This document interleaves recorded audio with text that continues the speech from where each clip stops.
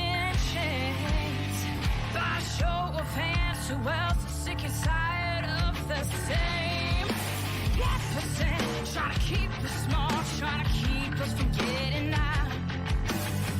Minimizing the struggles they've caused, saying we're not working hard enough. We really should stop this fighting. Otherwise, we'll miss the fireworks. There won't be any fireworks. And here we go.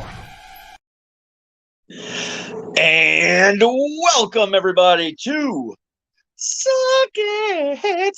I am the great and powerful King of Kings, Prince of all that is awesome, Derek. How the fuck is everybody today on this Tuesday, November 10th of the horrible year that is 2020? Notice things are a little bit different tonight.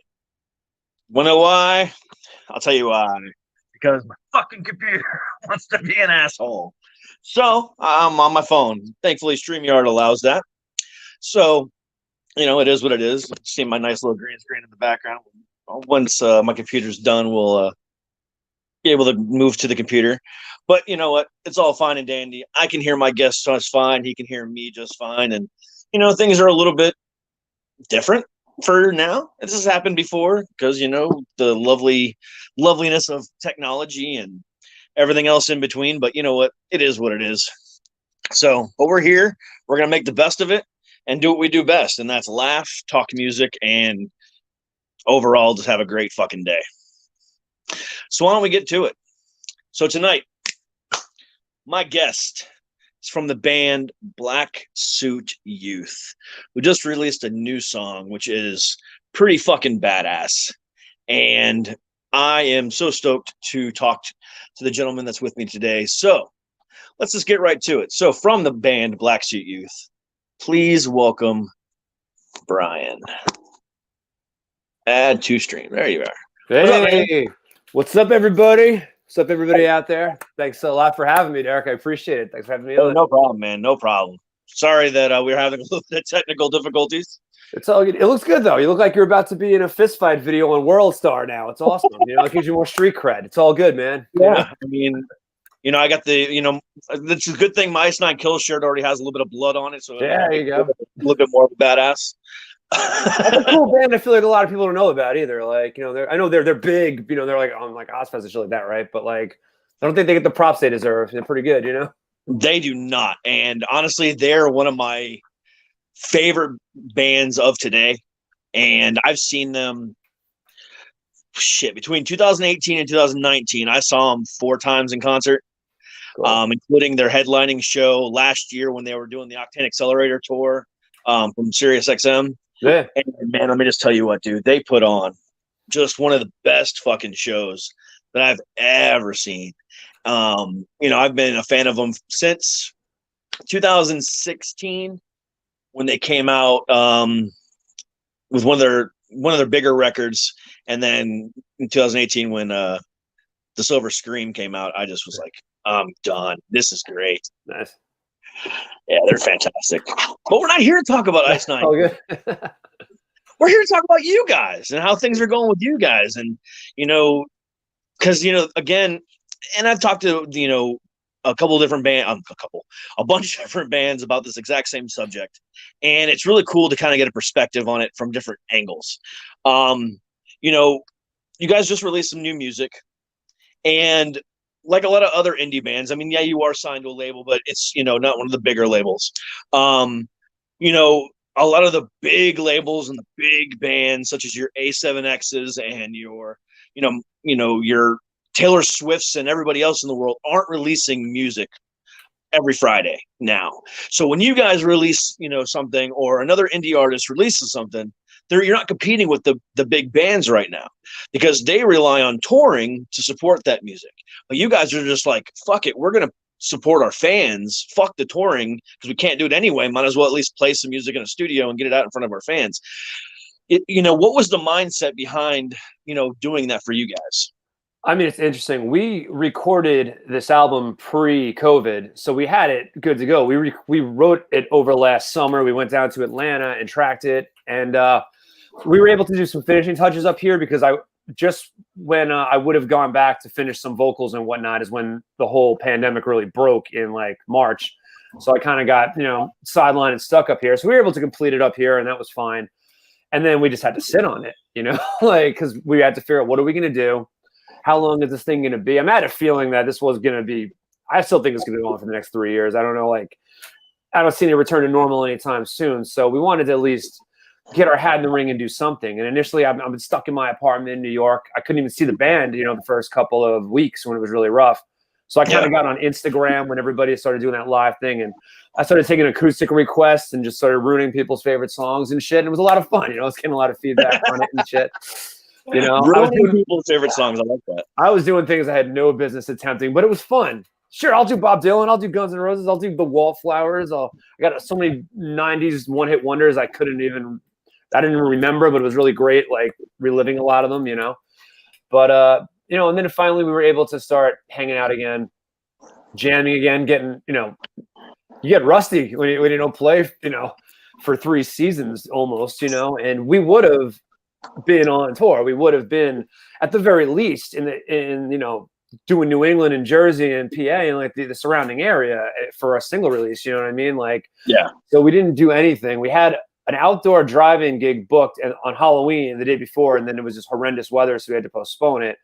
The week before that, we did do a live stream. Like, we're friends with this band Shifley. They've got a pretty technologically cool setup in their backyard, and it was still warm enough that we were able to do it the week before. And so that was a blast. And shout out to Shifley. They got a song out today called Rich Kids that just dropped. It's killer stuff. But yeah, it's been weird. It's just, I think everyone's just navigating these new waters, and just trying to figure out what to do. I mean, it is the majors too. It's everybody. I mean, even the day our song released, tons of other artists I follow on Spotify all drop stuff too. So, which is good. I think it's good to go there and then be able to ping around to a bunch of different things. I wish there was a more collaborative feature to Spotify, since they're basically trying to be the Facebook of music anyway, Yeah. Yeah, I wish that was a thing too, because that's one of the things that, kind of, dumbs down Spotify. I definitely wish there was more collaboration, availability with that, because because it again, the music is all about collaboration. Music is all about unity and unification and brotherhoods and sisterhoods and everything else in between. Yeah. So it's just like might as well, right? Yeah, I mean, certainly, I think the music was at its best, the underground scene in like the mid 2000s, when you had MySpace and whatnot, where you were able to disseminate without all these gatekeepers and whatnot, and then kind of Facebook latched on and took that and then kind of monetized it in a way that it squeezed out the little guy. And I feel like Spotify is going in that direction. Eventually, Spotify is just going to be a video podcasting platform anyway, I think. And then where are we going to be for music? Are we going to be on background music on Twitch or something? I don't know. Like, oh, now we're back gallivanting through the cosmos. All right. Nice. There we go. Yeah. Star Trekking now, man. All right. Now I feel better about myself. So, yeah, I mean, yeah, you're not wrong there. I mean, at all. I just wish, again, there was, the way that, there's no real, especially with Spotify, there's no real way to, promote your music internally. And now, even with Facebook, I mean, they've done fucked indie artists. Because now they're like, shutting streams down and music. You can't even upload music anymore. Yeah. It's crazy. Yeah, I mean, it's an obsolete platform. Even everyone's leaving. The conspiracy nuts are all going to this new platform that I'm not even going to name because I don't want to give it any props or send anybody there. But, you might have seen your feed got quieter. It's because people are leaving and they're joining, something else these days. But, yeah, there's just, is something else going to come along? Is music just becoming so disposable that nothing is going to step into the void and replace it? And our band's only going to subsist on basically being a t-shirt company that happens to also make music, which what my good friend Colton and Sink the Ship calls himself, like, yeah, it's tricky, Yeah. And that's what I've been worrying about too. Cause I've heard that a lot, a band that, a t-shirt company that makes music. Yeah. I've heard that a lot. And that, that kind of upsets me, but at the same time, I kind of get it. But if, yeah, I don't know. That's a tricky one for me. Yeah, I mean, and marketing people are always, they're asking, what are other things you can, what are products you can assimilate into your band? A band that's on our label, the Carolyn, they're selling coffee now. They're coffee barons. Like, and that's cool. Like whatever. I haven't found anything that like speaks to me that I could get behind as far as like a product besides the music so far. You know what I mean? I've just kind of been focused on that. So we'll see what the future holds for that kind of cross pollination. Like. Yeah, I mean, there's other bands that have done. I think it's a whiskey that Slipknot has. Oh yeah, Metallica has one. Dre's got headphones. Everybody's got something. Something, but at the same time, the music comes first. Yeah. It should, at least. And if it's not coming first, what are you doing? I mean, what's it all about? If you're just in it to make merchandise sales, or if you're just in it to promote your tequila, Sammy Hagar, what are you doing? I guess you're trying to be Kiss. I mean, that's kind of the way it's always been too. I mean, I don't know. Like this is the height of capitalism here. But until we start getting a lot of streams in less capitalist countries, I mean, how do you feel about the streaming stuff? I mean, I'd like it if it was more democratic. I feel like there are certain ways that you can get promoted on some of these platforms, but it comes from having that label money, that's throwaway money, that's throw it shit at the wall and see what sticks money that the indies don't have. And every time a new innovation comes along, it is quickly squeezed to death and monetized, and that's why we're always jumping, things get gobbled. Vine was cool. That got gobbled by Instagram. They pretty much took over Snapchat. They're going to get TikTok eventually, I mean, and all these things keep folding. You're looking for the new wave to surf to try to reach new people. And especially now when you can't just get in your van and play a VFW or play some dive bar or a backyard or wherever you got to do it, Yeah. And, again, like, as much as we'd like to do it, I do see some bands are going out there, but I'm concerned about doing a gig that's not outdoors. Even if it's only 20 or 30 people, I don't want to be included in a spreader event if the numbers are starting to uptick. I don't want to put anyone else at risk either, and it's like, oh, yeah. How much is it worth doing it versus, obviously there is pressure. We have a new song out. We got to get the word out about it. And there's only so much I can tweet and how many stories we can make before people start unfollowing us because we're boring the fucking shit out of them too, So there is a flip side to everything, Yeah. And that's the strange thing about, the Twitterverse or Instagram or Facebook, they could care less as far as, what you're promoting. Yeah. All they care about is what is on your feed. And I find that odd. And let me give you an example. So go to like Corey Taylor's page. If he just puts up a picture of the CMFT album, the cover art for the CMFT album, he maybe gets, 50 or 60,000 likes. But he puts up the CMFT Can't Be Stopped song, he gets 500,000 views and 100,000 more likes. You put up something on your Instagram page about, hey, I'm going to be on Sucker Podcast tonight. And you might get 100, 200 likes, but you put up a picture of the band or just a quick little 30-second clip of something, and then it gets a ton of views. Yeah. They care about what's available to them on that platform right then and there. And if they have to go anywhere else, they don't care about it. And it's weird. And it's also weird too. You have to surf the algorithm. Like you can put up something awesome. Like you put up a new video that you spend a lot of time on and people are going to dig it and it's killer. And it doesn't get so many hits because all week you weren't putting up stupid little posts and stuff to like keep drawing people into your page, because if they're liking it, you're going to get in their front of their face, And you can easily look, you have 3,000, 10,000 followers, but all those people don't see you in their feed. They really don't, unless you engage with them and they leave you comments and whatever. And it's like, who has the fucking time to devote to this shit? You know, I mean, the labels, I can hire people to sit there and be basically human bots and do that. We don't, because we have to work jobs in the meantime because we can't be on tour, you know? Like, I can't be driving around a 16-foot box truck in the city doing delivery, trying to worry about texting about my band, or I'm going to run over a cyclist. You know what I mean? Like, it's a dangerous thing. I got to be paying attention to what I'm doing. And the label, they support us. They do so much for us. They are an indie label. They don't have the resources to have more than a few people even coming up with ideas for hashtags and shout outs, you know? So again, it's against the grain, and they're always like, you got to get the grassroots, but how do you do it? You know? Like, I don't know. Yeah. You're fighting, you know? Yeah. The how, it's still a question, you know, that still people are asking.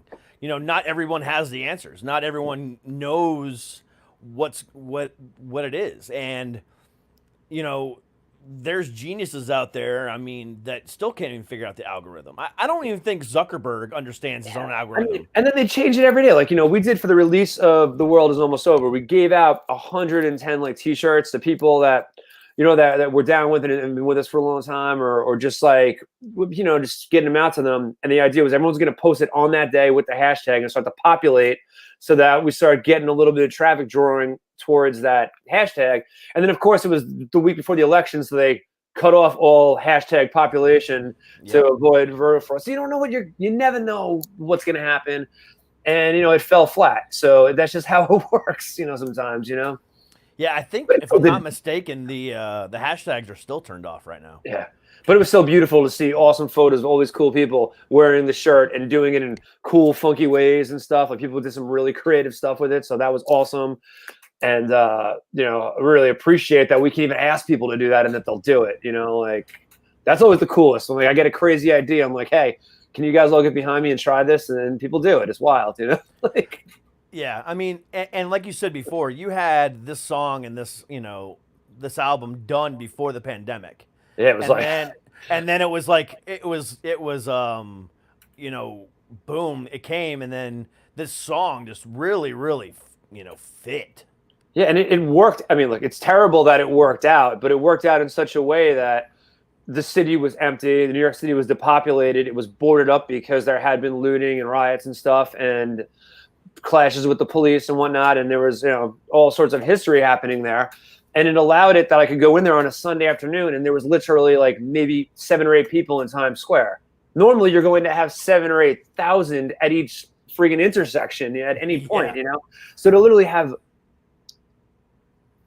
just a dearth of human beings in there, it was crazy, you know. Like, so then we had that, and then just everybody was collaborative on it, you know. My guitar player Fed works in PPE, and he was able to get a bunch of like, you know, the gloves and the nitrile gloves, and we filled them up with helium and had them floating around. And I found this smoke machine I had when I was like a DJ 20 years ago with the same fluid in it. It probably gave us all mesothelioma, but it looks awesome, like in the screen with us all in the smoke and whatnot. Yeah, it does. So I mean, it was just something I was able to throw together. You know, my wife has a really great camera, so she was able to, you know, to shoot it. It was really great, you know. Like, it worked out perfectly.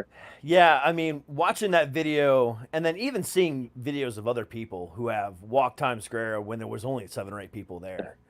Dude, it was some of the trippiest shit I've ever seen.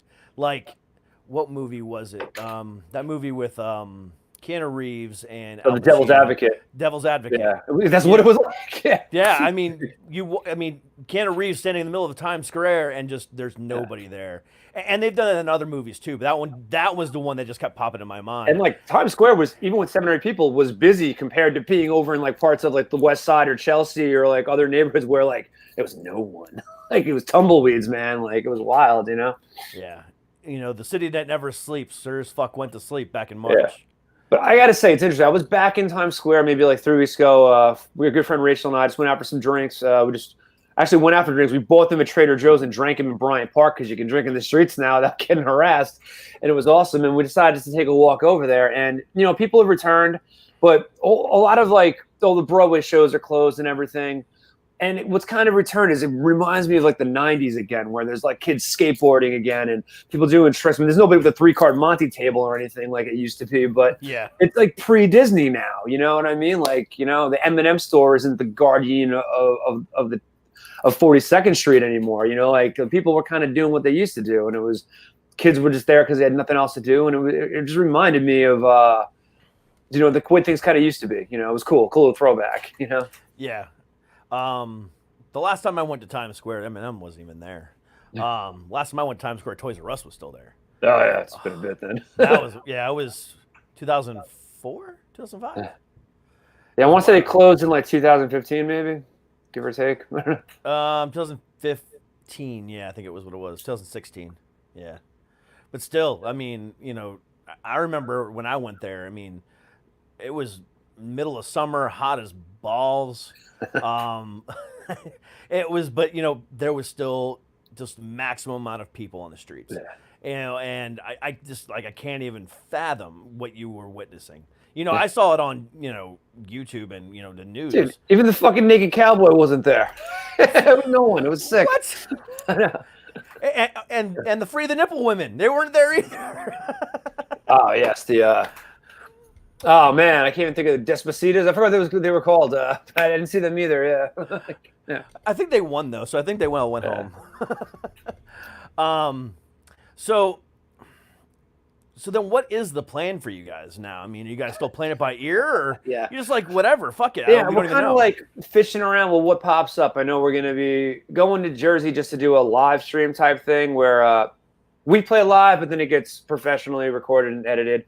We were looking into, you know, when the album comes out, there's a live stream show that we've done already in Brooklyn that I'm looking to try to do again and stuff like that. And just waiting, you know, like it's hard to schedule things when, you know, look, the virus is in charge. Like we're not. The virus is running the fucking show, and we've all kind of just got to react to the punches because it's the one winning the game. So we got to really just, as much as we can plan and try to plot things, we got to be loose that we might have to cancel things too because, hey, you know, you just don't know how this is going to go. You know, there's hope with this vaccine now, but half the country's anti-vaxxers and won't take it anyway. So, I mean, I just don't know what's going to happen, you know? Yeah. Does, you know, what's it, 2 weeks ago when California announced Aftershock, did that give you guys any hope at all? Or are you still kind of like, we don't know? I don't even know what that is. I'm sorry. What was the Aftershock or? The Aftershock Festival, the one they do in California every year. Yeah. I don't know. Like, again, I feel like the festivals have to start booking for the summer and whatever now. That's what they do. And they're going to do that stuff like they did last year. You know, we'll wait and see. You know, a lot of some of the bands label were going to Germany to play on a boat and they all got canceled, you know. So we got to see what pops up. I mean, you know, hopefully the song spreads and even maybe there'll be interest by then, you know, who knows, you know, like really we're just playing it by ear, you know, just yeah. Just, and the song is badass too. Thank you. I mean, yeah, I mean, I listened to it a couple times and I was like, wow, this is just it's got a good groove to it. It's not overly punk, it's not overly rock. It's like it's fucking groovy. It's a really nice vibe. Appreciate it. Well, we've always been known as being too punk for the rock kids and too rock for the punk kids. So we're always kind of in that little stitch there, and we pick up the fringes where we can, you know, like so. If nothing else, we're consistent, so I appreciate that. You know? Consistency matters. Yeah, you know. I like to think we keep getting better and we keep putting out cooler songs. So you know, I can appreciate it. You know. I mean, if you're not putting out better songs than you did before, then again, what's the point? Exactly. There isn't one. Yeah, I mean, and you guys like I said, you guys have a good vibe, you have a good sound, and I've really enjoyed, you know, getting to know your music over the last couple weeks. Thank you. Yeah. So I mean, you know, when you guys were first putting this album together, when was it? It was interesting because it was going to be a totally different concept. It wasn't even going to be an album. It was going to be like our 7th release, which we were going to release on 7/7 as 2 7-song EPs, 7 and 7. That was like this whole concept we kind of had. And we had we had 15 songs that we were going down to Atlanta to record. And then we kind of just, as this all happened, it wasn't going to be possible to complete them all.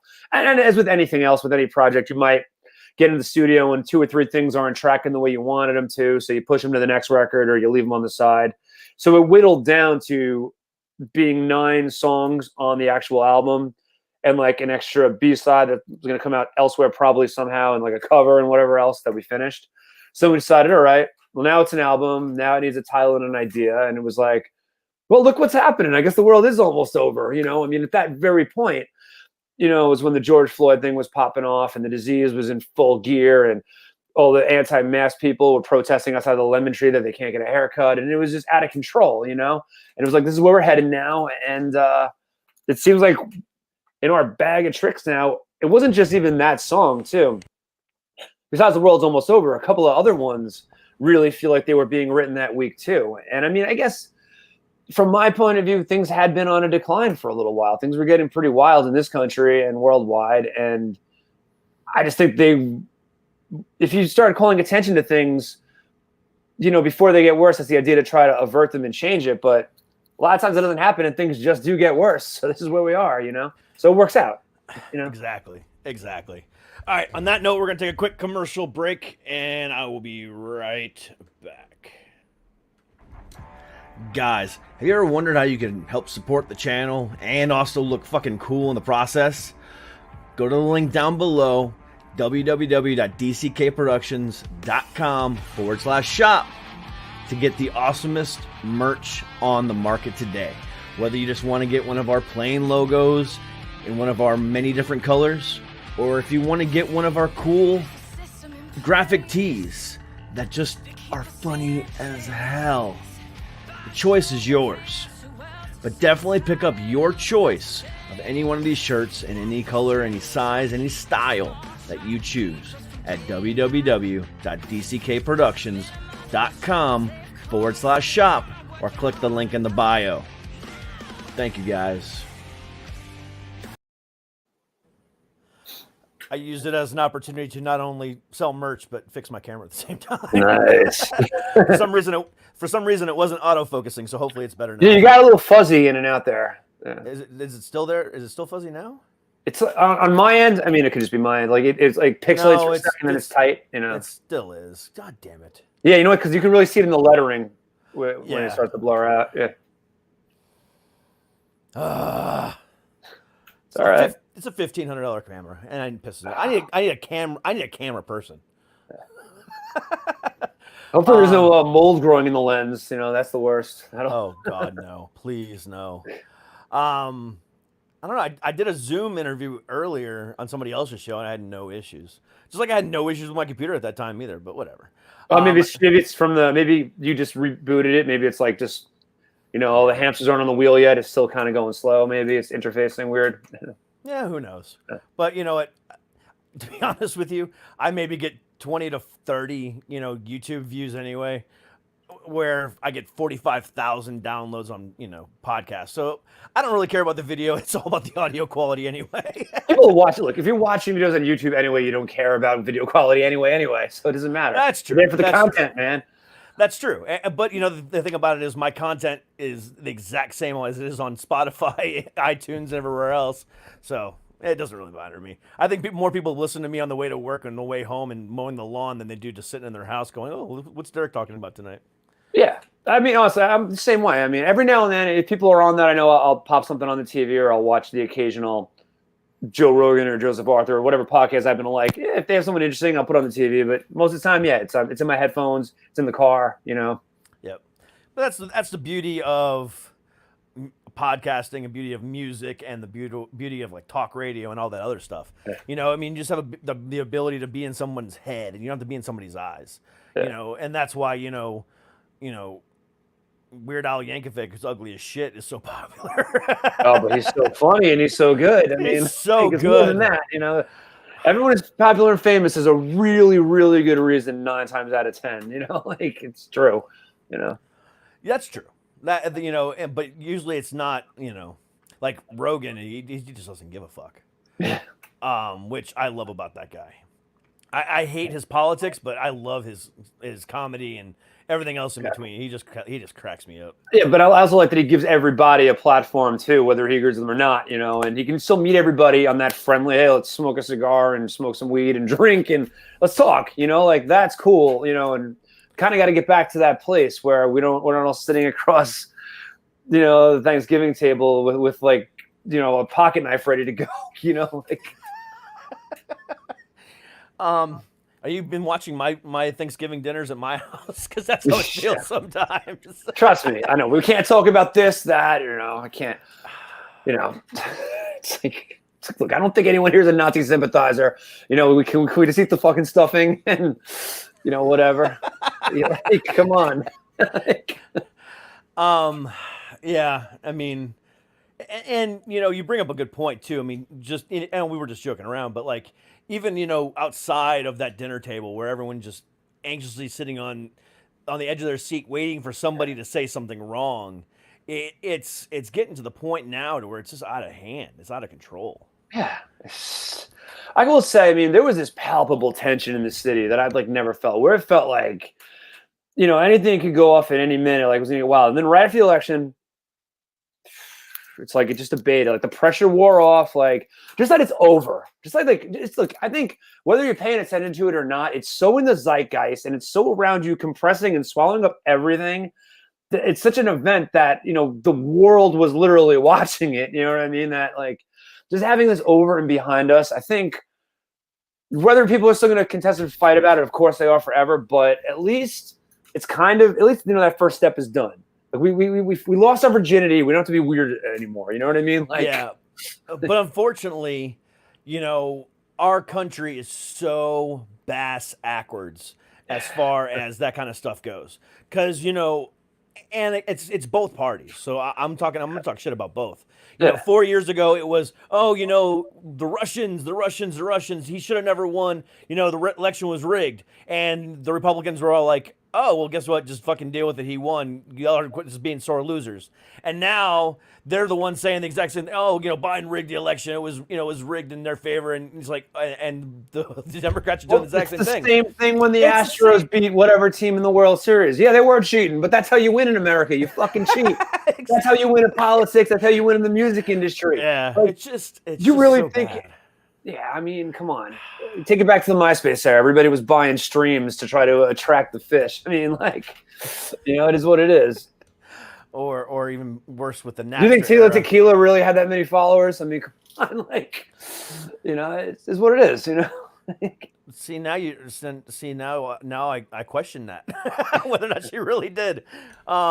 No, she didn't. Yeah, because whatever happened to her? It's all smoke and mirrors, man. Like everything in the industry always has been. It's music is the toughest thing because it's like subjective, And same with paintings. But at least if you sell one painting, you can make a bunch of money. Music, the infinitesimal amount of streams an artist has got to do now, And now supposedly Spotify is saying, hey, we can have even less royalties for the chance of being promoted more. But if we get promoted more and the song fails, then we still get less royalties than it fails. So who wins? Only them, Yeah, but even then, I mean, the royalties aren't that great to begin with. From Spotify. I mean, it takes one song being played 1 million times to even raise $5,000. I mean, and even then, the percentage of songs that are making it to that 1 million streams are 1% and 2%. Yeah, plus people are. You'll say we got 1 million streams. Doesn't mean we get $1 million. There's recuperation. Like things got to be paid for. Like things got fronted. So it's tricky. Yeah. So in this day and age, to where, like you said earlier, you're too punk for the rock kids and you're too rock for the punk kids.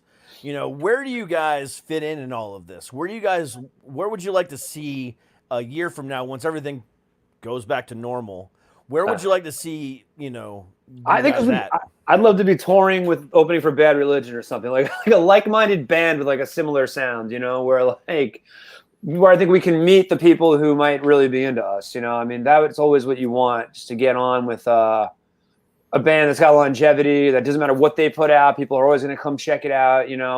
That's who you look up to as a role model, not somebody who shows up for like a year or two, gets a couple mil, and then whatever happened to those guys, that would be killer. I mean,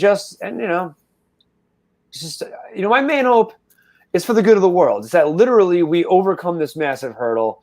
we start getting things in check so that in 20 years, Miami isn't, being visited, isn't like Venice where it's only boats floating around, and that, we start reversing the deregulation and we start getting the air quality a bit up so that if you have a pulmonary disease like COVID going around, people aren't already immunocompromised because they've been breathing in soot, Like, I like to see all those things happen so that the world can get back on track.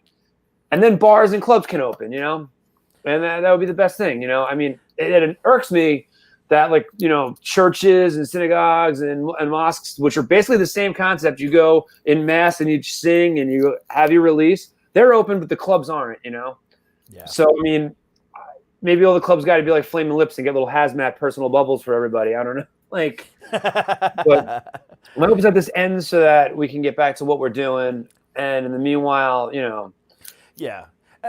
And that's the thing. I mean, you just mentioned it too, and it just goes with the whole contradiction of everything that has occurred this year. Whether it was, churches being open, now Florida's opening, and this and that, and we can go here, but only maximum of 250 people, or this, football games are allowed to have people, but it's like whatever. And then at the same time, one of the biggest points of the election was whether or not, Biden was for or against fracking, which causes fucking pollution. And, it's like we're in the middle of a pandemic, which but we causes... need jobs, man. I'm sorry, but this always annoys the shit out of me. I don't remember anybody crying for the people at the fucking typewriter factory when the computer came out. Unfortunately, things dry up. I've lost 2 jobs during COVID. Like, you have to... People got an American intrepid spirit. You know what I mean? Like, the Black Hills dried up. I guess I'm going to California with the 49ers. You know what I mean? Like, there's got to be some way to support. There's new skills, whatever. I think there is an ageism in this country. It's hard to get a new skill if you've been, doing something for 20 years. And, but at the same time, we can't keep just milking the past. We can't be subsidizing coal factories to keep producing electric that they don't even need to produce because they're not even making any money. Like, at that point, why are we doing this to ourselves? Like, we got to get into the future. We used to lead the world, innovation. We were on the moon. Like, man, now we can't even get down the highway, dude. Like, it's. Yeah, and they're sitting there worrying about fracking when musicians like yourselves are, I know you're working a 9 to 5. No one cares about musicians, dude. Everyone's like, no, but seriously, everyone's like, wow, you guys have so much fun. You roll around doing whatever. Exactly. Like, no, trust me.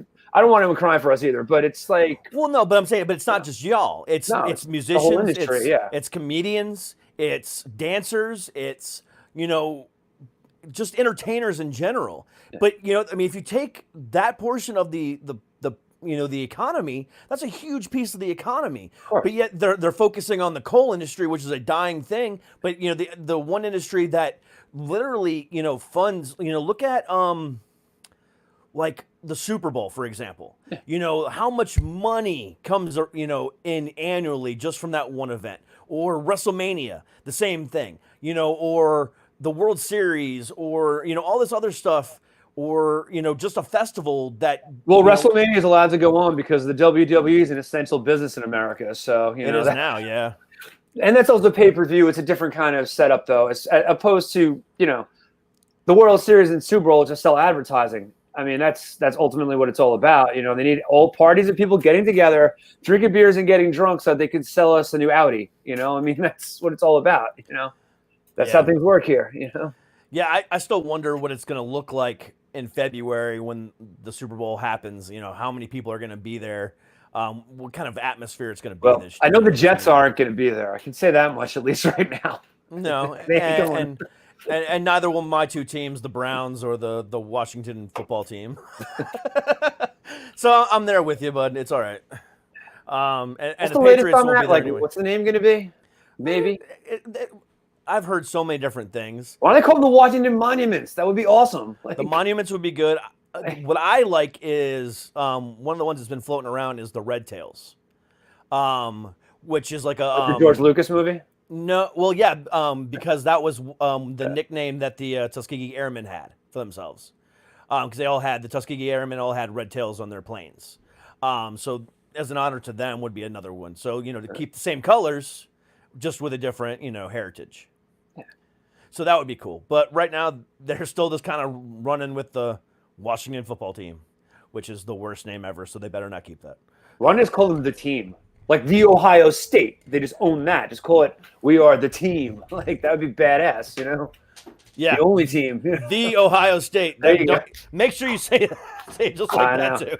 Shout out to Bernie's. I missed that place. That was one of our favorite places to play in Ohio, right across from the Ohio State. It was it was a great joint. Yeah, I'm originally from Ohio, spent the majority of my life in Florida, and then moved to the D.C. area about 5 years ago. Okay. Cool. So, I don't represent anything from Florida because Florida sucks. Yeah.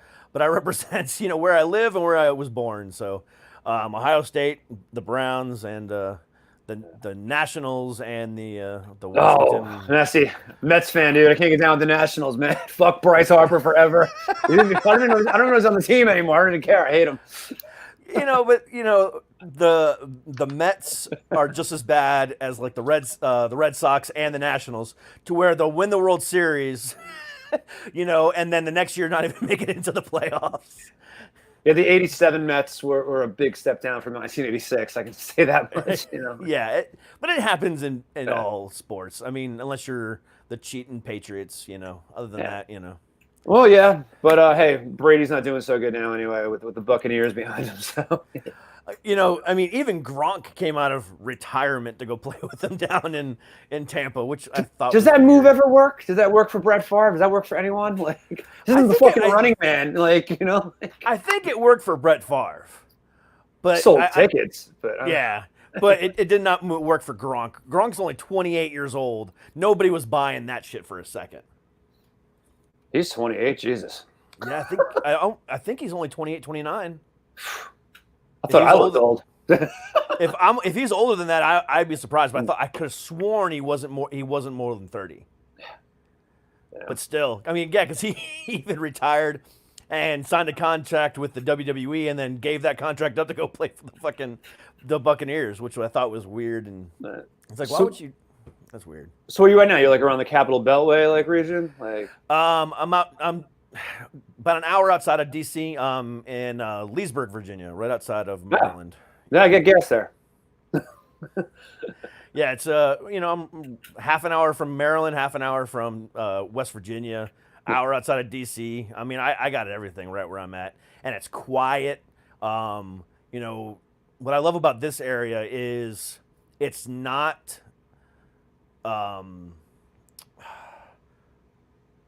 big business still. It's old money.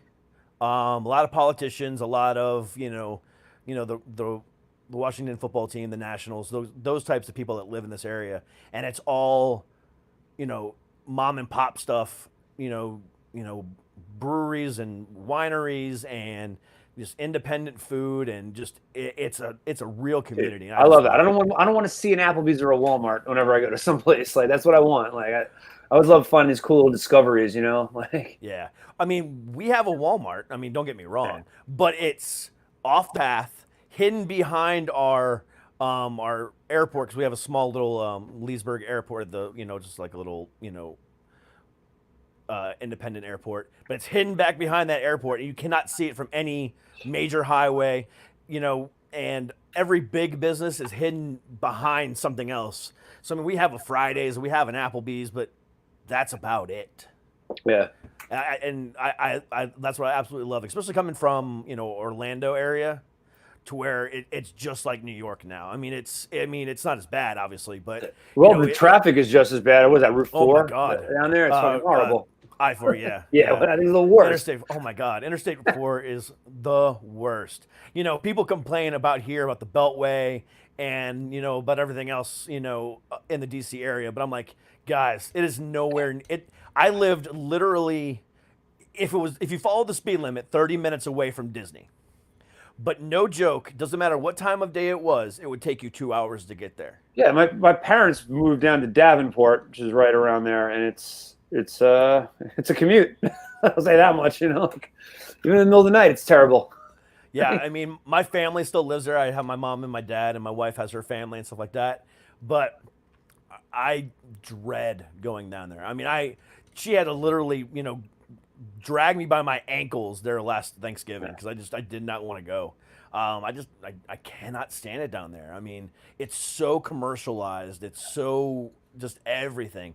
And living here for the last 5 years, it's just been peaceful.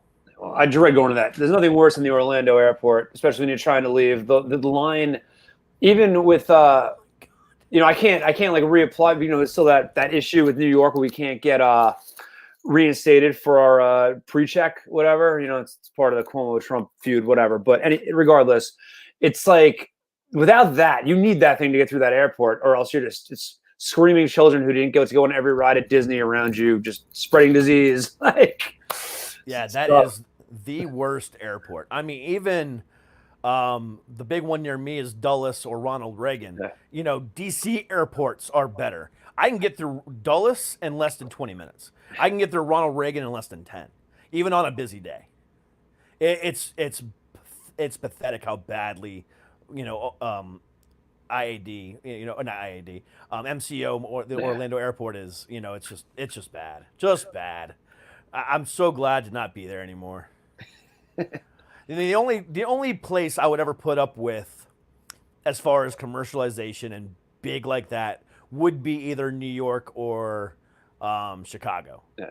But only New York. You have the big commercialization on the big avenues and in the malls, but there is no shortage of entrepreneurialism, which blows my mind, because renting a restaurant is $40,000 in a tiny neighborhood dive too. It's like, where are they getting the bank loans for this shit? And that's why it was killer for this disease, especially. I mean, regular bars haven't reopened. Only places that serve food.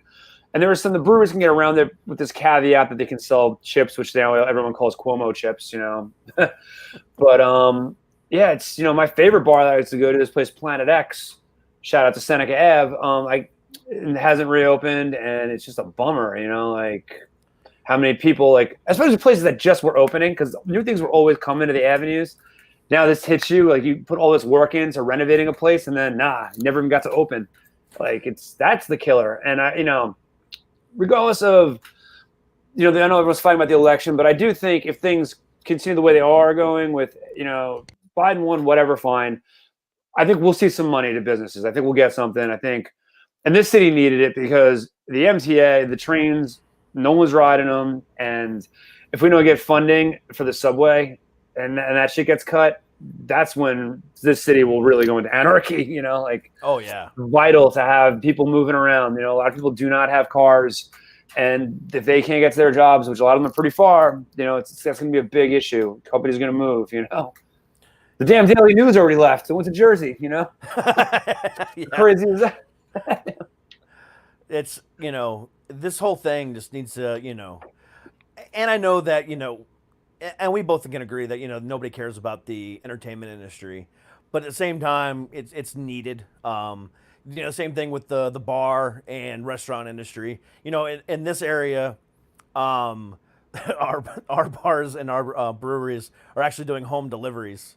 You go online and you order what you want, and if it's within a certain distance, it's free delivery. They'll do it same day and bring you your beer to your house. It's fantastic. I love it. We got a service up here called Tap Room that does that. And they'll collect from other breweries, and it's usually within 6-7 hours. It's fantastic. Yeah.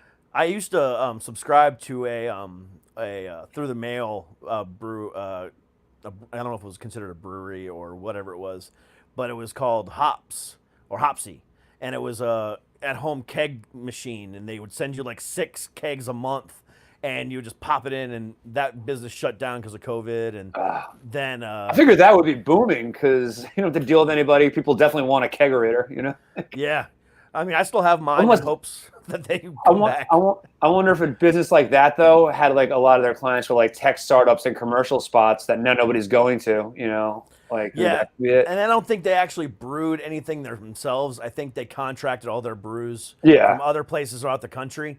Therefore, they can constantly have a rotating thing. So I think, with other places, shutting down and stuff like that, it just affected them directly.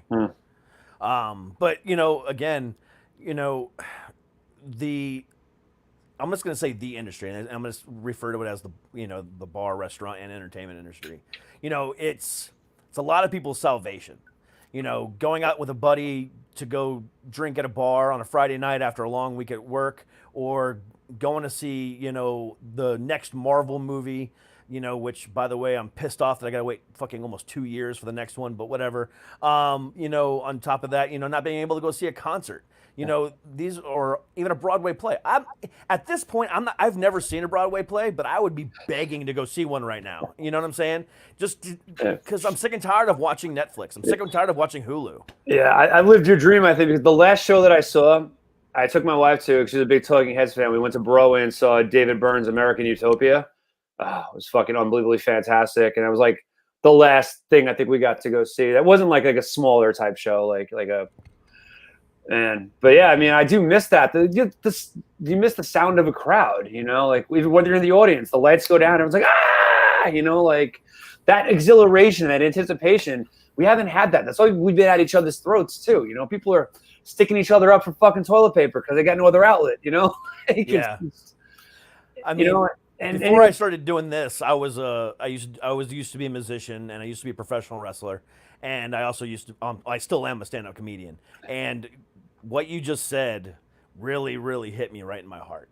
That moment that you walk out on stage and that fucking crowd just goes absolutely apeshit is the biggest adrenaline rush. I know. That is it's second to nothing. Nothing else can replicate that. I know. Even when you're the opener and they don't know who the fuck you are, it's still awesome because they're still pumped that something's going to happen.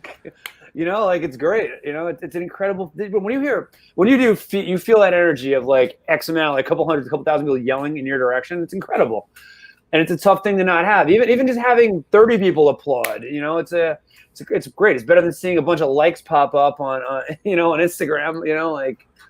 And just getting into it, having that in common again, and and it's the whole night out. It's like I said, jumping on the subway to go get drinks to pregame to meet all your friends, then go to the show, then go grab something at like the all night bodega after, and then train beers and whatever. Like that whole thing is gone. Like how much money were you spending? I mean, I definitely had a little more in my account. Although I did have to downgrade jobs to get whatever I could to survive, so I don't have as much in my account as I would have. I guess there's always a give and take, I guess, with everything, Yeah, I mean, I remember, like last year when the Accelerator tour came, like we talked about earlier. They didn't come to here; they went to Baltimore. So, going to Baltimore is an experience in itself. So, it's like, okay, so what can I eat in Baltimore? Where can I go drink in Baltimore that I can't get here in Leesburg? It's an hour away, but, where can I get that's different? The Inner Harbor only exists there. Yeah, of course. Exactly. So, or I remember way back in the day when I was living in Orlando, there's a club in Jacksonville Beach called the Freebird Cafe that's owned by Ronnie Van Zant and family. It's about an hour and a half. It's about 2 hours away from Orlando, and we were like, we're going to be on Jacksonville Beach. Let's just fucking go up there and make it a day of it. Yeah. And we went and ate at a mom and pop fish place, and then we went and saw Killswitch Engage, 36 Crazy Fist, and Kitty, which was a fucking killer fucking show. I'll never forget that show. Then we drove back home and had a great fucking night. It's an experience to go to a show, even a movie or a Broadway play. Yeah, I mean, just in that, I miss travel. I miss like being on tour, and because again, not just like the shows, but I've got friends in these cities that I want to see that I haven't gotten to like shake hands with and hug and see in forever. I know there's spots we like to go eat and drink all over the country. Haven't been able to visit, and some of them aren't going to make it. And then again, like I did a lot of traveling. I haven't left. This is like the longest I haven't left the country in a while. It's weird. I feel trapped, And then my passport expired during this shit. Mailed it in to get it renewed, and State Department, if you're out there, where is it, man? I'm still waiting for it back. I can't go anywhere. It sucks. So you kind of bring up another good point there. You miss being on the road, but at the same time, when you are on the road, it gets long. It gets, you get burnt out from it. Have you considered this a good time to kind of refresh your batteries as far as that goes? It's weird too. The first couple of days, I'm like not psyched. I'm always thinking about how far out I got to get. And then I settle in and I start enjoying the moment. And then by the end, I don't want to go home. So I'm kind of on that kind of tip, like usually. I love my wife and I miss her, and I do love coming back to her, of course. But, I do. Yeah, I mean, I'm more eager to get into doing things again. I'm definitely more psyched to play shows than I had been. That I would agree with that point. You start looking at your schedule and you're like, oh, I got to do all this. And then you're trying to figure out all the weddings and baby showers and gender reveal parties and other things you got to try to work your schedule around too and whatnot. Yeah. And hey, it's great. I'm not complaining. It's awesome to be invited and to people wanting to be a part of their lives, but just now it's like the opposite. Now when there's like any event, everyone's going to it. You know what I mean? Like that's an interesting like change of pace, Yeah. And the reason why I asked that is because, I remember what it was like being on the road, and I miss it, but at the same time, I don't at the same time. And then, one of my favorite bands, one of New York's favorite bands, Coheed and Cambria, 2 years ago came out with their album Unheavenly Creatures. And on that album was a song called Pavilion the Long Way Home. And it was a song about how Claudio was talking about leaving the band and, breaking up Coheed and Cambria, the whole 9 yards. And it's just, his sorrows from being on the road all the time. Yeah. And, it reminded me of the good and the bad of being on the road. And so, now every time I talk to, a band about it, I always bring up that song, and some people know it, some people don't. But it's like, it really hit home for me. And I know it hit home for a lot of other people too, but especially for the Coheed fans that found out, holy shit, he was actually going to quit. But then he felt he got all of his aggression out in that song and in that album, which was my favorite album they ever did. That's certainly a thing. I think anyone can relate to being in that situation, being like, yeah, I don't know if I want to do this anymore, and emoting. I mean, look, my band alone has had 13 bass players. I mean, literally, it's a tough life. Even especially on the indie level, I mean, at least Coheed, they're a globally known band, and they got in before the big crunch. They were still on MTV. They still had a lot of shit going on. Favorite House Atlantic shot at the old Molly Blooms in Amityville, Long Island, Yep. The room that we've played through all of its incarnations because it changes names. And unfortunately, his latest place, it was called his Revolution, just closed down during COVID. Yeah, I mean, I definitely, there's always, I miss being out there. I don't miss those like nights where you just drove the van for like 2 hours and you want to crash out and there's 4 of you staying in one room because it's all you can afford and everybody's wired and partying still. Like, you got to be the old man because you have to sing and you have to have a voice, the next day. It's kind of, there's more pressure on you for that. But but then you look back and you miss it too. It's always, grass is always greener no matter what you're doing. 100%. And then you always find out the grass isn't that green on the other side too, but then it goes back and forth. We don't learn. We still are genetically, I don't think we've evolved that much since the cavemen are realistically, our minds are still programmed to just impulsively want things, and society trains us to have discipline and whatnot. But I mean, your thoughts go where your thoughts go. You know what I mean? Like, I don't think we've evolved that much. Just our technology has, Oh yeah. If anything, I think we've gotten dumber through the years. And if anything, I think we've lost sight of like that humanity in this era where like people are having all their conversations like this. I mean, this is at least better because we're in real time. It's closer to a phone call. We see each other. We can like understand it. But like when you're responding to someone, whether you're liking what they do on Facebook or you're getting involved in the vitriol or whatnot, it's just you see the little face of it, the way that they want to represent themselves and whatever they wrote and you writing it. And it's like so much gets lost in translation. So many people can read things so differently. And I mean, I was victim of it and I was my own fault involved in it. We just got to get away from that. I took a big long break from the social media until the record was coming out, like where I spent time thinking about responding to people's stupid comments. Why? I'm not going to change their fucking mind. Like, what's the point? Yeah. I could be like, hey, man, maybe that's not true. Maybe here's some educational things you want to look into, but you don't care. You just want to be right, so it doesn't matter anyway. Exactly.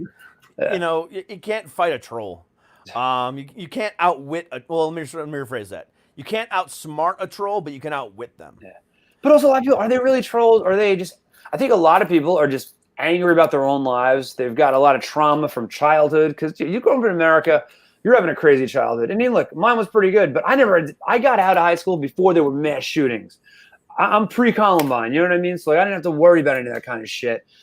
But even then, I still have things to look back on that probably made me a bit malcontent with life. And I think what it comes down to is everyone just got their inner things that they're just expressing out, and they're picking a team that they align with, and it's the team of anger or the team of like therapy, and I don't know, I think we all got to just maybe cry a little more. I don't know. Like, it might be better for all of us. Let some of that shit go, I'm trying to remember now. I was like, Columbine was either junior or senior year for me in high school.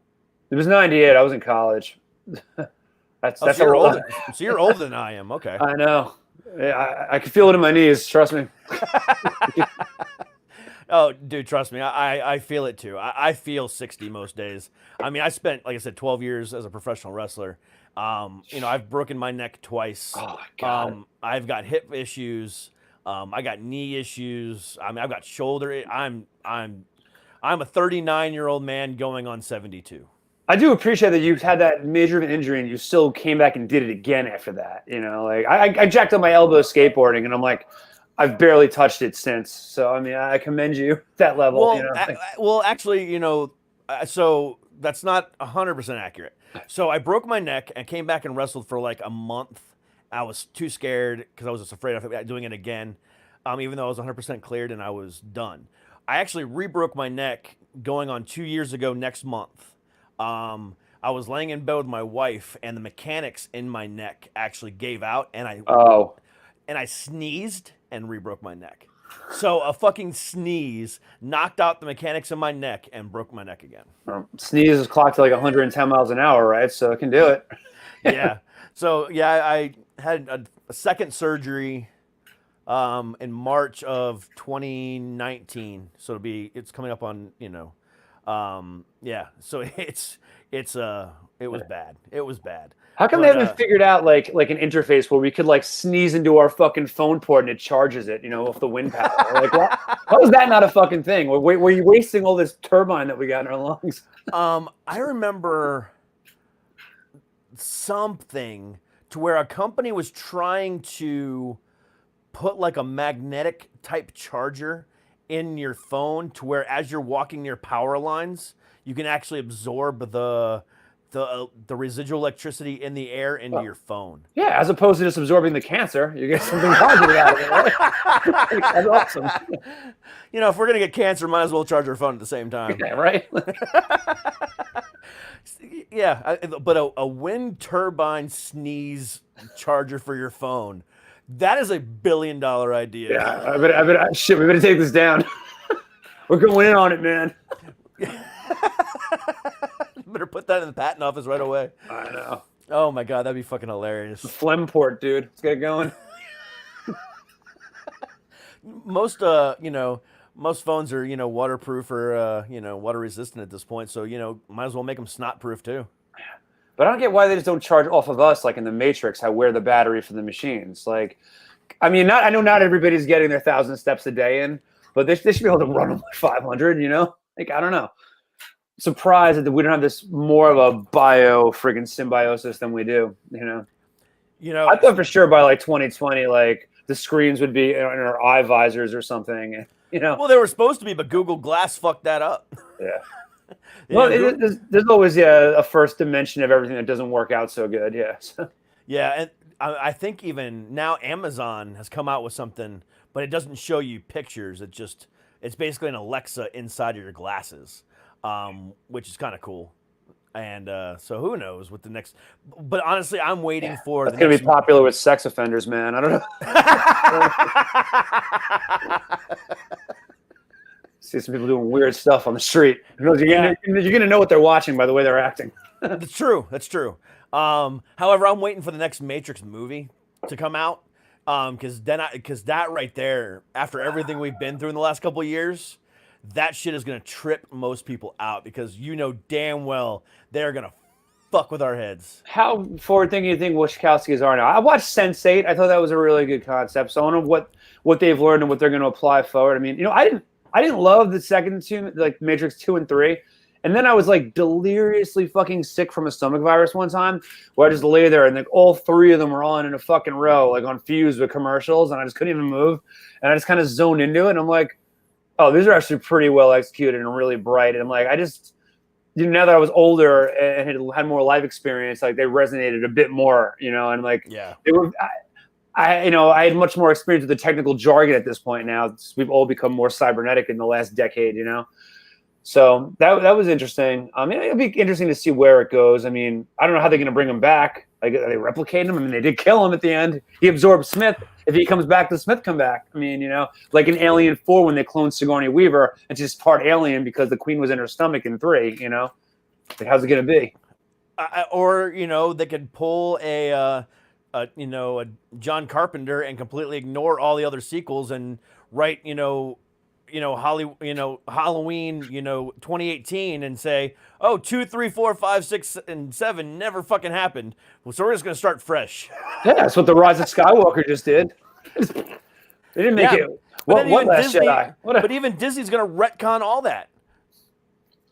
They're gonna retcon all those movies and start over again. Well, that's how you continue to tell new stories, though. Like, they'll do that. There's always going to be like some background character that is super important because of the thing that happened, and it's like that Rick and Morty heist episode. It goes back to it.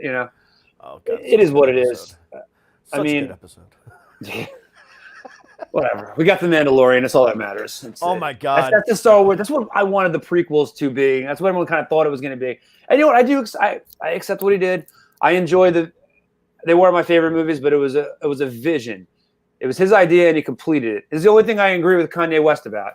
That, like, those were not too bad. I don't like movies created by committee. It's why the new ones aren't that good. It's why the DC universe is garbage. It's like you can't have a boardroom dictating a fucking story. Could you imagine that? Imagine reading a Choose Your Own Adventure book with 9 motherfuckers telling you what page to go to.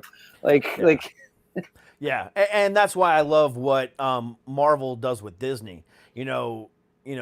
Kevin Feige, you're in charge. Just do whatever the fuck you want. Just make sure you follow Disney rules. Unless the Twitter trolls don't get into too high of an uproar and fire James Gunn. Yeah, but they brought him back.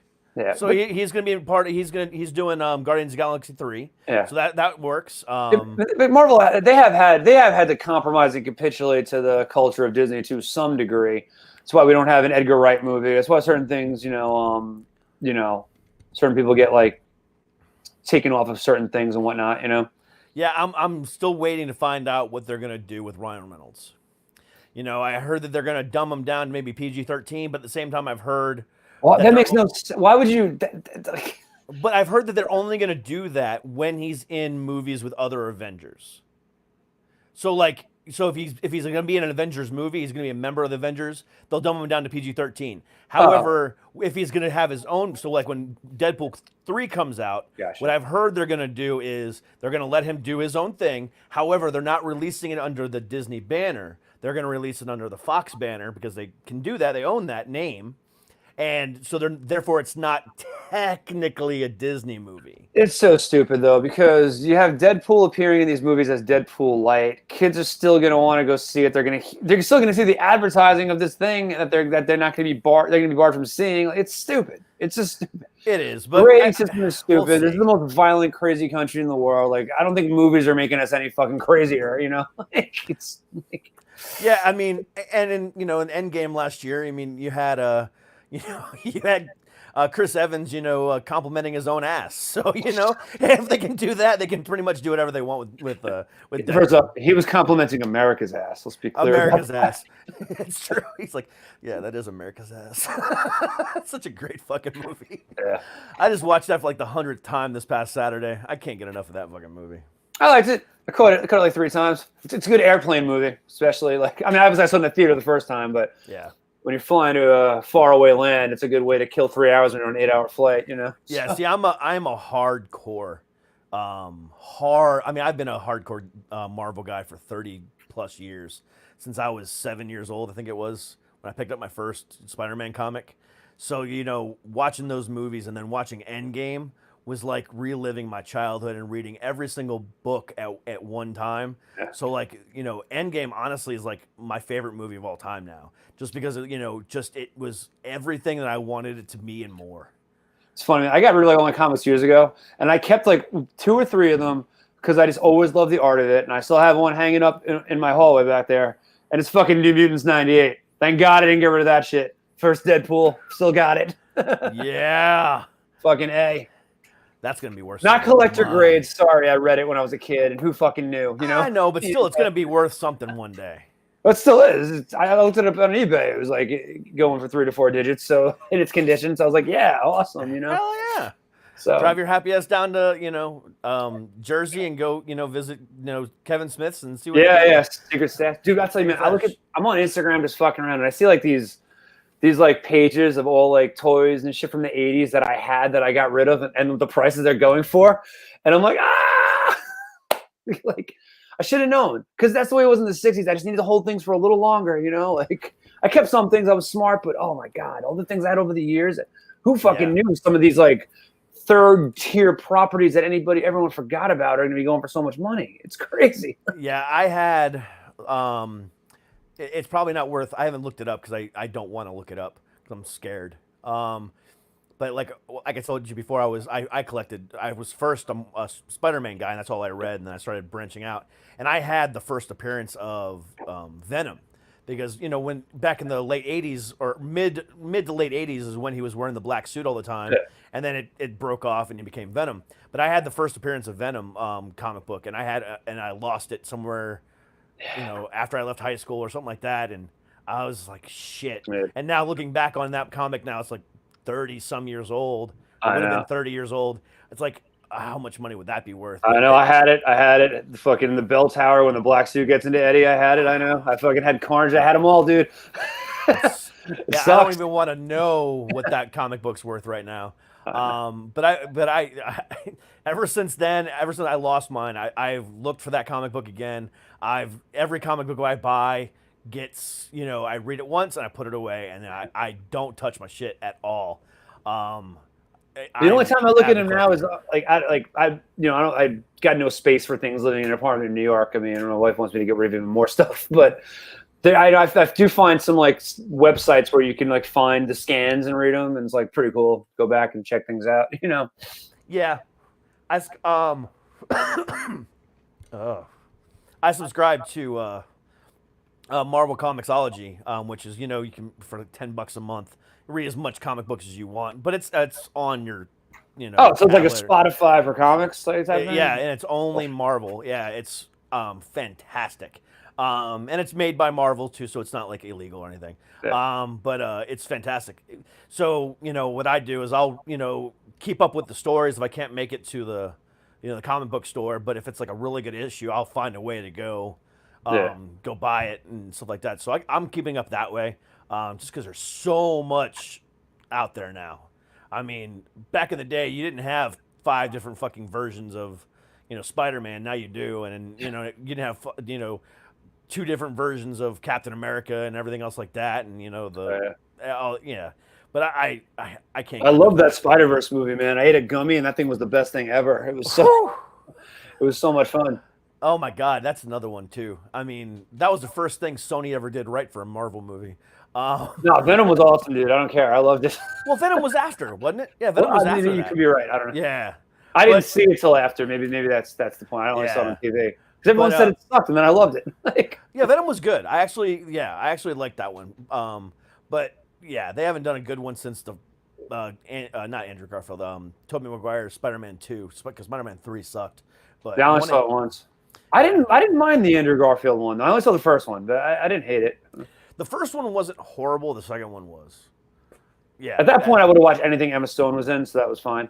But yeah, that's true. I still would. She was great in Zombieland too. I can tell you that much. Yeah, I liked it. I definitely, sometimes when the sequels come out so long after the original, they kind of lose their luster. Like Sin City 2 was just too much time that passed and no one cared. Yeah. But yeah, I liked Zombieland. It was a good. We watched it during the quarantine. It was a good Yep. catch up movie. Yeah, it was just one of those movies that you waited so long to see, and you were like, it's going to be good or it's going to be bad, whatever. But it was just fun to watch. Yeah. I only saw it the one time, and I want to see it again just because I don't remember much about what happened. But it was fun to watch, and I don't remember saying anything negative. I don't remember being super happy about it either, but it was fun. I love when they meet their doppelgangers, and it's like the fucking guy from Silicon Valley. That was like the best. Like, It was. Yeah, that like I said, it was great. Just fantastic. Just fantastic. Dude, I could talk to you all fucking night. Because I didn't realize how much we had in common. No, that's fantastic. That's great. That's what this podcasting platform is all about. Realizing we all have so much in common, man. Yeah, and that's what I love about the way I do it too. Because I don't follow a script, obviously. It's conversation based. Everything I ask you is based off your previous answer. So and that's the way you can get the best conversations and the best podcasts out there. So I'm glad that we were able to do it like this, and really kind of get to know each other and get my fans to know who you guys are, and hopefully your fans will learn who I am and everything else in between. So. Hell yeah, man. Always down to come back, of course, Absolutely. And, I can't wait for you guys to start touring, and you guys need to come down to the Baltimore, maybe DC area, and I will come rock out to your show, and we'll do a live interview too. Hell yeah, man. We're definitely into it. Yeah, I mean, I don't know. I know, we had, The World's Almost Over is out right now. Yes, it is. And then it's hard. Things are always in flux. It's really hard to say. I know there are more things coming to keep the conversation going. There's going to be another second single from the upcoming record, probably in January, but there may be something that drops before that. It's not in my hands, unfortunately, but that's marketing and whatnot. But I know the album is done, obviously, because I have it on my phone, and it's going to come out, in 2021. And hopefully by that point, we're able to do something where we push it a little bit further than we would have liked to hopefully have the opportunity to give it to the people in live person to some degree, So we'll see how it goes. Yeah, and again, I'll be more than happy to bring you guys back when you guys release that and everything else, man, because I had a blast with you guys. Thanks, man. Yeah, but take it easy, take care of your wife, stay safe, and I wish your bandmates nothing but the best of luck in the new year, bro. Oh, thanks so much, man. Thanks again for having me, man. I really appreciate it. Thanks. Dude, it was a fucking blast. Hell yeah, man. Great meeting you, man. Peace. Later. All right, peace. All right, guys. So that was our Tuesday. I hope you enjoyed the conversation, because I know I fucking did. All of the links for Black Suit Youth are in the description of the video and in the description of the podcast. Please make sure you go and follow them and click their links and stream their music, because they fucking deserve it. Also, ladies, it's getting to be that time of year.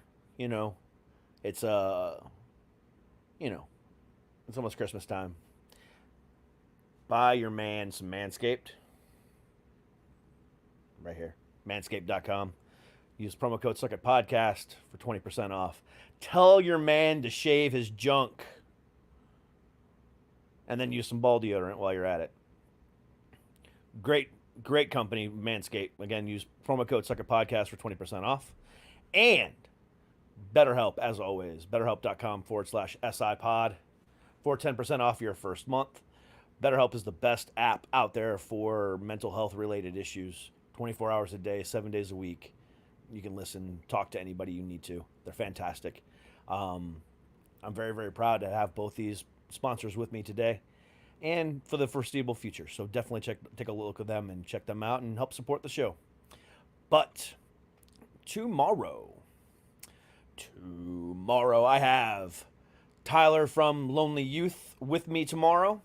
We recorded that episode yesterday. It was a fucking blast then. So check that out. I'll release that tomorrow, sometime around 5 or 6 tomorrow. But yeah, check that out. Lonely Youth, fantastic band. I really enjoyed talking to him and kind of going from there.